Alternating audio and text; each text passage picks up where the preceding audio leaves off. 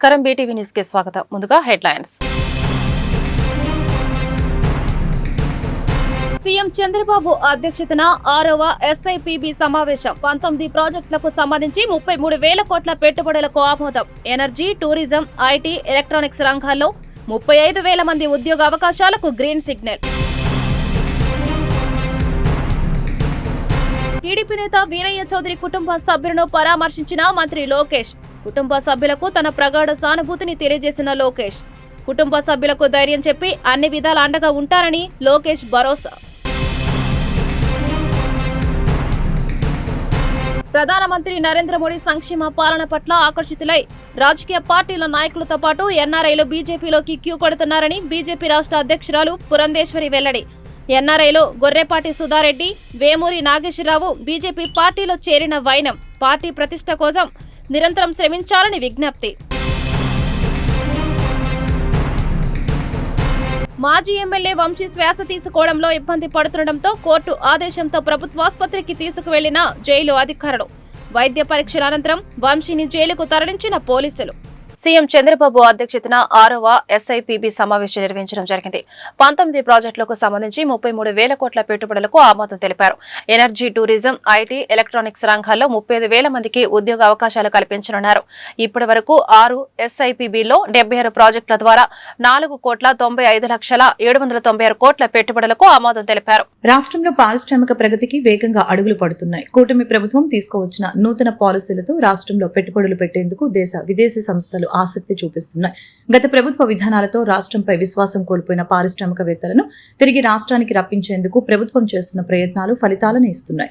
11 నెలల కాలంలో ఎస్ఐపిబి ఇప్పటికీ 6 సార్లు సమావేశం కాగా 76 ప్రాజెక్టులకి సంబంధించి 4,95,796 కోట్ల పెట్టుబడులకి ఆమోదం తెలిపింది.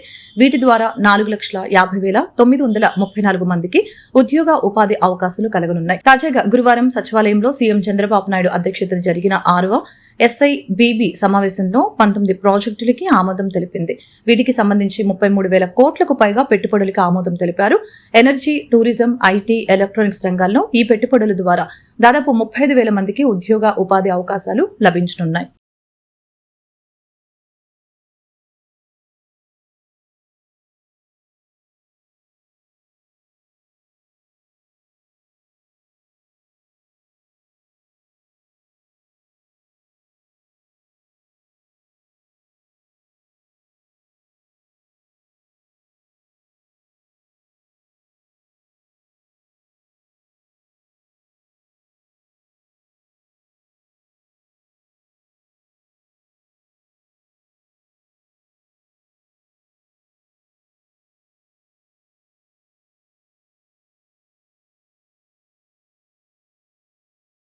టీడీపీ నేత వీరయ్య చౌదరి కుటుంబ సభ్యులను మంత్రి లోకేష్ పరామర్శించారు. కుటుంబ సభ్యులకు తన ప్రగాఢ సానుభూతిని తెలియజేశారు. కుటుంబ సభ్యులకు ధైర్యం చెప్పి అన్ని విధాల అండగా ఉంటానని లోకేష్ భరోసా ఇచ్చారు. ఇటీవల ఒంగోలులో దారుణ హత్యకు గురైన టీడీపీ నేత మాజీ ఎంపీపీ ముప్పవరపు వీరయ్య చౌదరి కుటుంబ సభ్యులను విద్యా, ఐటీ శాఖల మంత్రి నారా లోకేష్ పరామర్శించారు. ఈ రోజు ఉదయం ప్రకాశం జిల్లా నాగులుప్పలపాడు మండలం అమ్మన బ్రోలులోని వీరయ్య చౌదరి నివాసానికి వెళ్లిన మంత్రి లోకేష్ ముందుగా ఆయన చిత్రపటానికి పూలమాలలు వేసి నివాళులర్పించారు. అనంతరం వీరయ్య చౌదరి సతీమణి, కుమారుడు, ఇతర కుటుంబ సభ్యులను పరామర్శించి ధైర్యం చెప్పారు. వీరయ్య చౌదరితో తనకున్న అనుబంధాన్ని సందర్భంగా మంత్రి గుర్తు చేసుకున్నారు. యువగలం పాదయాత్ర సమయంలో తనతో పాటు అడుగులు వేశారని, పార్టీ బలోపేతం కోసం కృషి చేసిన వీరయ్య చౌదరి దారుణ హత్య బాధాకరమని చెప్పారు. హత్య నిందితుల్ని కఠినంగా శిక్షిస్తామని చెప్పారు. వీరయ్య చౌదరి కుటుంబానికి పార్టీ అన్ని విధాలుగా అండగా ఉంటుందని భరోసా ఇచ్చారు.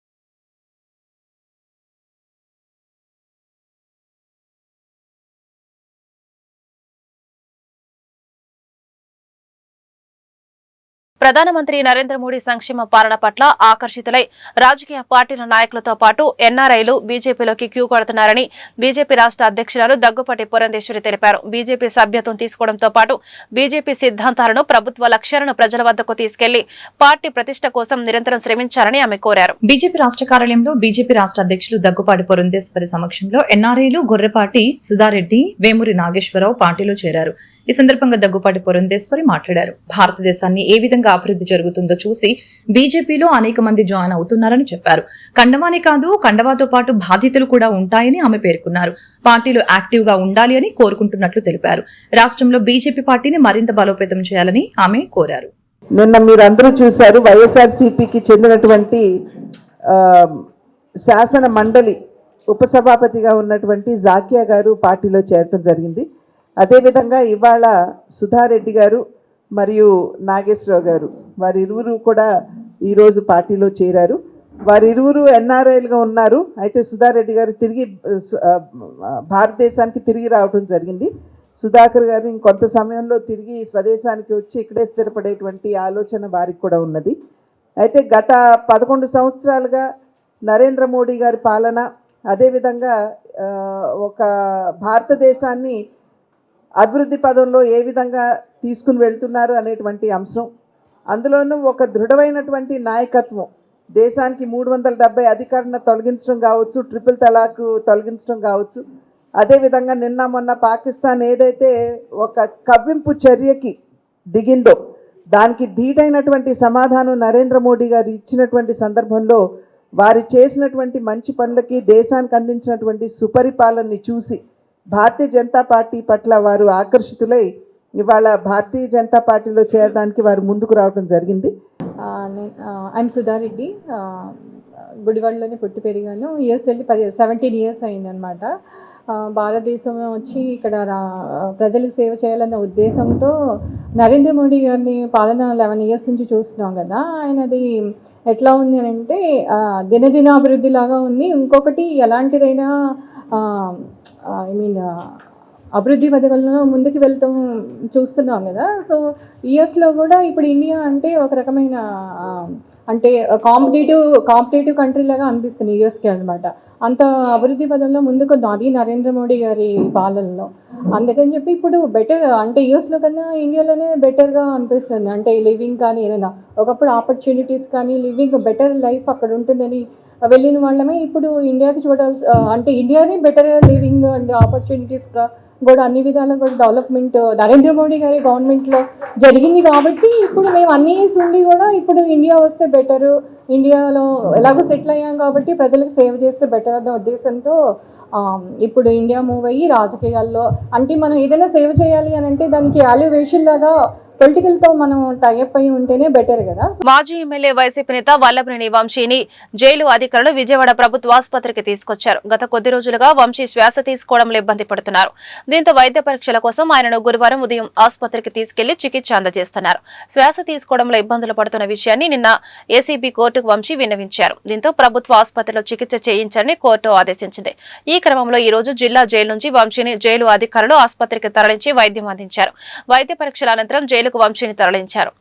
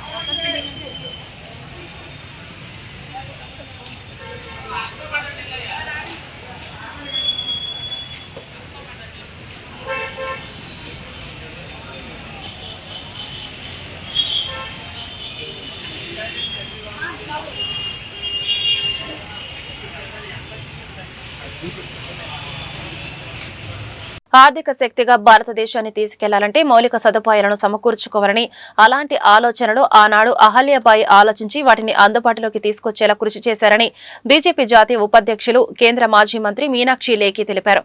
పరిశ్రమలు, పెట్టుబడులు రావాలి అంటే ఇలాంటి మౌలిక సదుపాయాలు ఎంత అవసరమో గమనించి వాటిపై ఆనాడు దృష్టి పెట్టారని చెప్పారు. బీజేపీ రాష్ట్ర కార్యాలయంలో అహల్యాబాయి హోల్కర్ త్రిశత జయంతి వేడుకలు ఏర్పాటుకి వర్క్ షాప్ బీజేపీ రాష్ట్ర అధ్యక్షురాలు దగ్గుపాటి పురంధేశ్వరి అధ్యక్షతన జరిగింది. ఈ సందర్భంగా కేంద్ర మాజీ మంత్రి మీనాక్షి లేఖి, బీజేపీ రాష్ట్ర అధ్యక్షురాలు దగ్గుపాటి పురంధేశ్వరులు మాట్లాడారు. అహల్యాబాయిపై పీపీటీని మీనాక్షి లేఖి వివరించారు. 30 సంవత్సరాల పరిపాలనలో అహల్యాబాయి ఆలోచనలతో వికసిత రాష్ట్రంగా తీర్చిదిద్దారు అని చెప్పారు.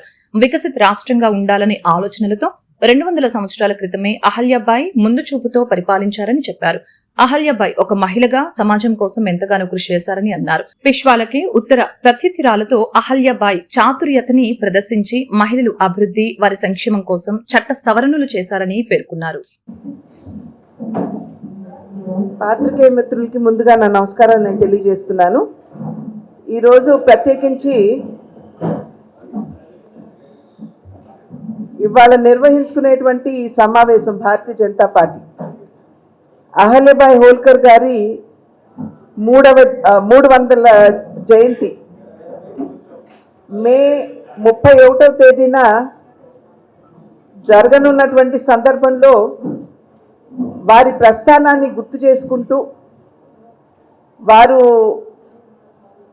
ఏ విధంగా సంక్షేమం కావచ్చు, సామాజిక న్యాయం కావచ్చు, లేకపోతే సమసమాజ స్థాపనకి వారి జీవితాన్ని అంకితం చేసినటువంటి సందర్భంలో భారతీయ జనతా పార్టీ కూడా అదే దిశగా వెళ్తున్నటువంటి నేపథ్యంలో ఒక్కసారి వారిని గుర్తు చేసుకుని వారి జీవితాన్ని సెలబ్రేట్ చేస్తూ రాష్ట్ర వ్యాప్తంగా మాత్రమే కాకుండా దేశవ్యాప్తంగా కూడా వారి గురించి తెలియజేయాలి అనేటువంటి ఆలోచనతోటి కేంద్ర నాయకత్వం భారతీయ జనతా పార్టీకి సంబంధించి దేశవ్యాప్తంగా 2000 కార్యక్రమాలు చేయాలి అని చెప్పి నిర్ణయం చేయటం జరిగింది. చాలా వరకు కూడా మన భారత చరిత్ర కనుక మనం చూసుకున్నట్లయితే మన ఇతిహాసం ఏదైతే ఉందో పాశ్చాత్యులు రాశారు. మన చరిత్రని భారతీయులు రాశారు అని చెప్పడానికి చాలా కొద్దిపాటి రుజువు మాత్రమే మన దగ్గర ఉన్నది. ప్రతి నెల ఒక సంక్షేమ పథకం అమలుతో పాటుగా అర్హులైన ప్రతి ఒక్కరికి పింఛన్లు అందజేస్తామని తూర్పు నియోజకవర్గ ఎమ్మెల్యే గద్దె రామ్మోహన్ తెలిపారు. సాక్షి మీడియా ద్వారా ప్రజలకు అవాస్తవాలను దుష్ప్రచారం చేస్తూ వైఎస్ జగన్మోహన్ రెడ్డి వ్యవస్థలను సర్వనాశనం చేస్తున్నారని చెప్పారు. అవాస్తవాలను ప్రచారం చేస్తూ ప్రజలను మభ్యపెట్టడానికి చూస్తున్న వైఎస్ జగన్మోహన్ రెడ్డి ఆలోచనలపై ప్రజలు నిరంతరం అప్రమత్తంగా ఉండాలని సూచించారు. గురువారం తూర్పు నియోజకవర్గ పరిధిలోని 14వ డివిజన్లోని గోవిందరాజులు మున్సిపల్ స్కూల్ ఏరియాలో ఎమ్మెల్యే గద్దె రామ్మోహన్ పర్యటించారు. ప్రజా సమస్యలపై ఆయన స్థానికులను అడిగి తెలుసుకున్నారు. అక్కడి సమస్యని పరిష్కరించాల్సిందిగా ఆయా విభాగాల అధికారుల్ని ఆయన ఆదేశించడం జరిగింది. ఈ సందర్భంగా ఎమ్మెల్యే గద్దె రామ్మోహన్ మాట్లాడారు. తెలుగుదేశం పార్టీ పోలిట్ బ్యూరో సమావేశంలో చాలా మంచి నిర్ణయాలు తీసుకున్నారని చెప్పారు. ప్రతి నెల ఒక సంక్షేమ కార్యక్రమం అమలు చేయాలని నిర్ణయం తీసుకోవటం అభినందనీయమని అన్నారు. 2019 సంవత్సరంలో కొన్ని వేల మందికి అర్హులైన పింఛన్దారులకి వైఎస్ఆర్సీపీ ప్రభుత్వం చిన్నపాటి కారణాలను చూపించి పింఛన్లు తొలగించారని గుర్తు చేశారు. వచ్చే నెల నుంచి అర్హులైన పింఛన్దారులందరికీ పింఛన్లు పునరుద్ధరిస్తామని తెలిపారు. పింఛన్లు అందక వృద్ధులు చాలా ఇబ్బందులు పడుతున్నారని, వచ్చే నెల నుంచి అర్హులైన ప్రతి ఒక్కరికి పింఛన్లు ఇస్తామని చెప్పడంతో వారికి ఎంతో ఆనందంగా ఉందని చెప్పారు. ఒంటరి మహిళలకి పింఛన్లు అందజేస్తామని చెప్పారు.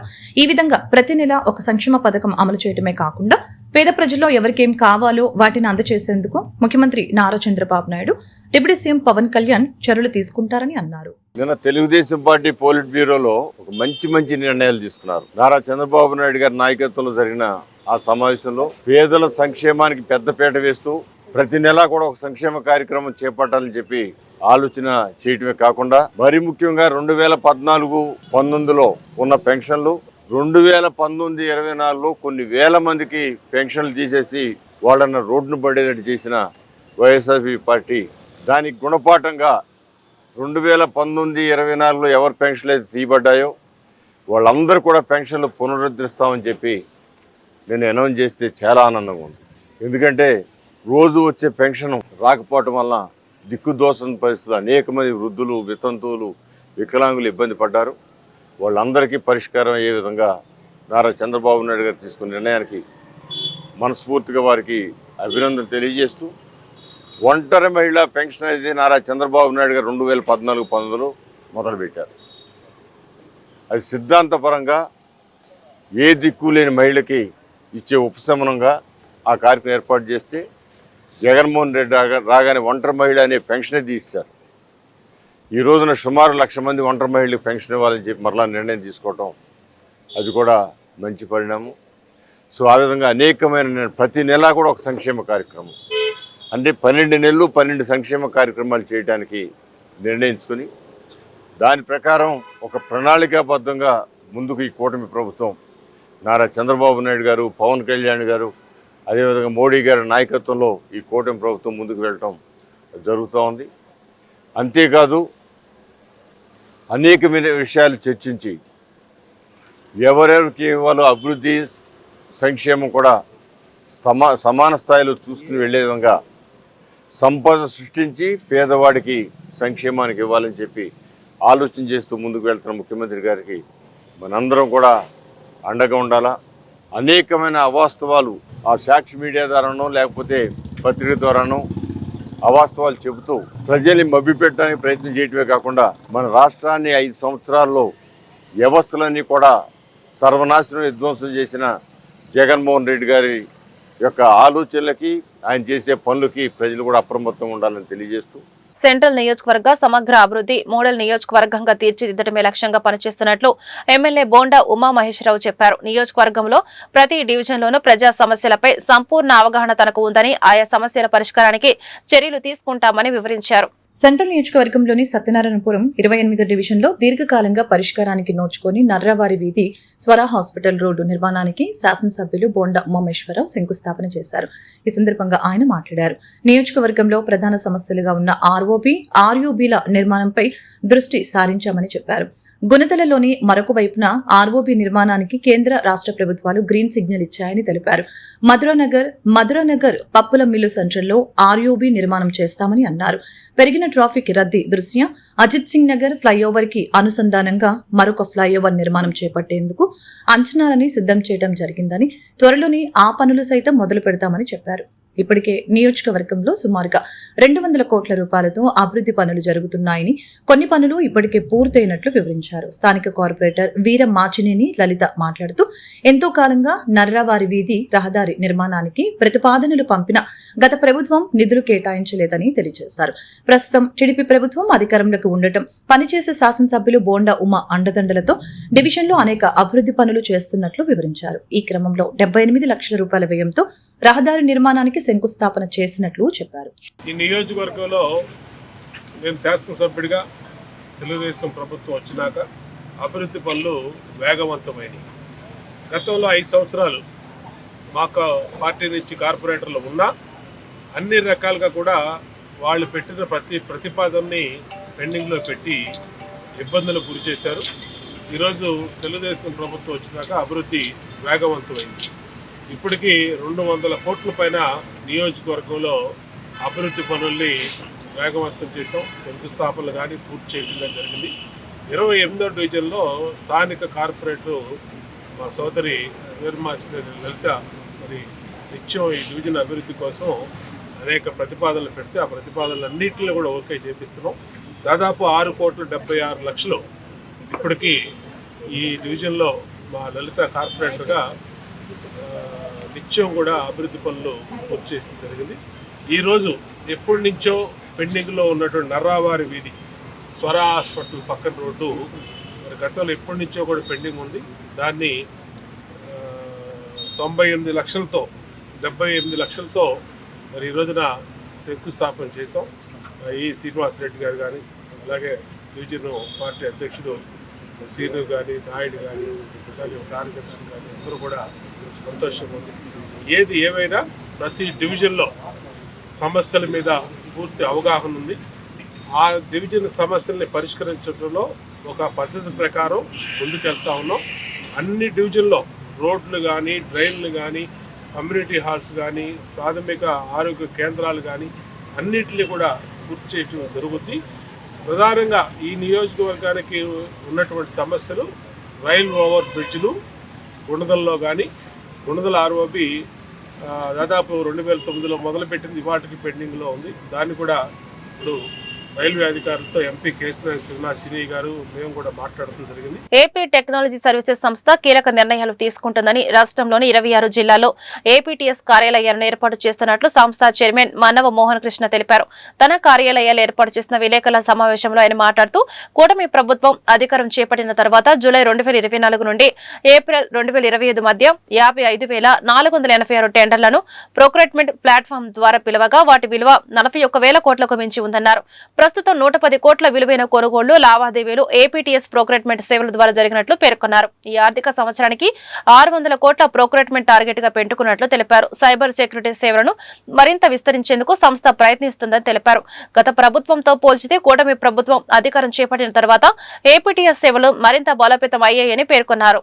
లా నేస్తమును వెంటనే పునరుద్ధరించామని గవర్నర్ కి వినతి పత్రం సమర్పించడం జరిగింది. బెజవాడ బార్ అధ్యక్షులు, కృష్ణా జిల్లా బార్ ఫెడరేషన్ అధ్యక్షులు ఏకే భాష తెలిపారు. బెజవాడ బార్ అసోసియేషన్ హాల్లో ఏర్పాటు చేసిన విలేకరుల సమావేశంలో నూతనంగా ఎన్నికైన బెజవాడ బార్ అసోసియేషన్ అధ్యక్షులు ఏకే భాష, ప్రధాన కార్యదర్శి కెవి రంగారావులు మాట్లాడుతూ జూనియర్స్ న్యాయవాదుల సమస్యలను పరిష్కరించాలని ఆంధ్రప్రదేశ్ రాష్ట్ర గవర్నర్ అబ్దుల్ నజీర్ ని మర్యాదపూర్వకంగా కలిసి వారికి న్యాయవాదుల రక్షణ చట్టం, జూనియర్ న్యాయవాదుల స్టీఫండ్ పథకం, లా నేస్తం అమలు గురించి వినతి పత్రాలు సమర్పించామని పేర్కొన్నారు. దీనికి గవర్నర్ సానుకూలంగా స్పందించి వినతి పత్రాలను ప్రభుత్వం వారికి అందించి వీలైనంత త్వరగా అమలు పరిచేటట్లు చూస్తామని హామీ ఇచ్చారని చెప్పారు.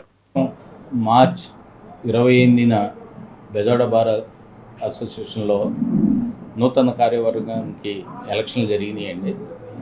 ఈ ఎలక్షన్లు జరిగిన దాంట్లో అబ్దుల్ ఖుద్దూస్ బాషా అని చెప్పి నేను అధ్యక్షుడిగాను, కేవి రంగారావు గారు జనరల్ సెక్రటరీ గాను, ముద్దాడ సత్యనారాయణ గారు ట్రెజరర్ గాను, లక్ష్మి గారు జాయింట్ సెక్రటరీ గాను, అనురాధ గారు లేడీ సెక్రటరీ గాను విజయం పొందాము.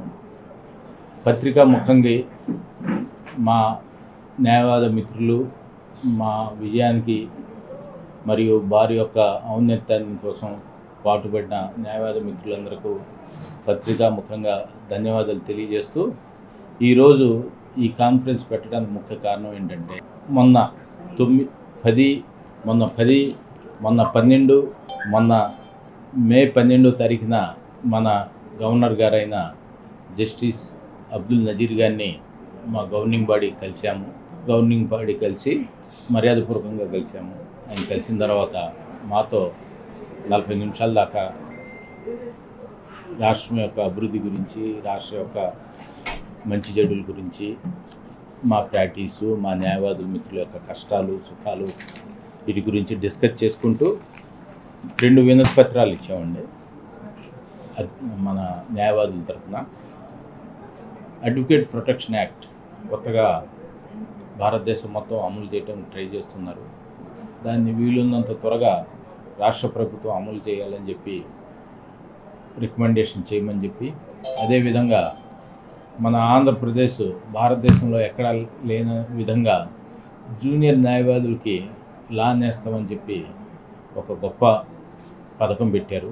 ఆర్థికంగా వెనుకబడిన న్యాయవాదులు, జూనియర్ న్యాయవాదులు మన ప్రాక్టీస్ రాగానే వాళ్ళకి ఖర్చుల నిమిత్తం, అంటే న్యాయవాది వృత్తిలో కొంచెం స్థిరపడే వరకు స్టైఫండ్గా నెలకు 5,000 చొప్పున శాంక్షన్ చేశారు. ఇది 2019 నుండి ప్రభుత్వం దాన్ని శాంక్షన్ చేశారు. దాని తర్వాత కొన్ని నెలలు ఇస్తూ ఒక్కొక్కసారి 3 నెలలు 4 నెలలకు ఒకేసారి స్టైఫండ్ ఇస్తూ వచ్చారు. ఆంధ్రప్రదేశ్ టూరిజం డెవలప్మెంట్ ప్రైవేటీకరణను చర్యలను నిరసిస్తూ సిపిఎం నేతలు గురువారం భవానీపురం పున్నమి ఘాట్లోని బరం పార్క్ ను సందర్శించారు. ఈ సందర్భంగా సిపిఎం పశ్చిమ నగర కార్యదర్శి బి సత్యబాబు మాట్లాడుతూ ఆంధ్రప్రదేశ్ టూరిజం అధికారులు 14 పర్యాటక ప్రాంతాలన్నీ అభివృద్ధి చేయడానికి టూరిస్టు ప్లేసుల మీద ఎస్బీఐ బ్యాంకులు 110 కోట్లకు తనఖా పెట్టారని చెప్పారు. గత ప్రభుత్వం ఈ ప్రాంతాలను తనఖా పెట్టిందని టీడీపీ ప్రభుత్వం ఆరోపిస్తుందని చెప్పారు. తనఖా పెట్టిన పర్యాటక ప్రాంతాలను టీడీపీ ప్రభుత్వం ఓ ప్రైవేటు కంపెనీకి దారాదత్తం చేస్తున్నారని ఆరోపించారు. తనఖా పెట్టిన టూరిస్టు ప్లేసుల వల్ల అధిక ధరలను ప్రజలపై మోపుతున్నారని ఆరోపించారు. తక్షణమే తనఖా పెట్టిన టూరిస్టు ప్లేసులను ప్రభుత్వం విడిపించారని ఆయన విజ్ఞప్తి చేశారు. ఆంధ్రప్రదేశ్ పర్యాటక శాఖ సంబంధించి ముఖ్యంగా విజయవాడ నగరానికి సంబంధించినటువంటి హరిత బెర్న్ పార్క్ సంబంధించి, అంటే పున్నమి ఘాట్ సంబంధించినటువంటి భవానీ ద్వీపం, ఈ పర్యాటక ప్రాంతానికి సంబంధించిన 5.50 ఎకరాలని మరి 110 కోట్లకి ఎస్బీఐ బ్యాంకులో మొత్తం స్టేట్లో ఉన్నటువంటి 14 పర్యాటక ప్రాంతాలని డెవలప్మెంట్ చేసేదానికి తనఖా పెట్టారు. ఇది వైసీపీ ప్రభుత్వ కాలం నుంచి జరిగిన ప్రక్రియ అని చెప్పి తెలుగుదేశం వాళ్ళు చెప్తున్నారు.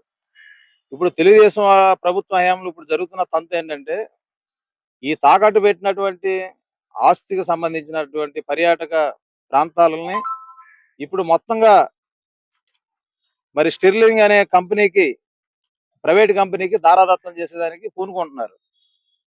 బ్యాంకుల్లో తనఖా పెట్టినటువంటి ఆస్తిని ఏ రకంగా మీరు ప్రైవేట్ కంపెనీలకి తనఖా పెట్టేదానికి, ప్రైవేట్ కంపెనీకి అప్పగించేదానికి మీరు పూనుకుంటారు? హక్కు ఎలా ఉంటుంది?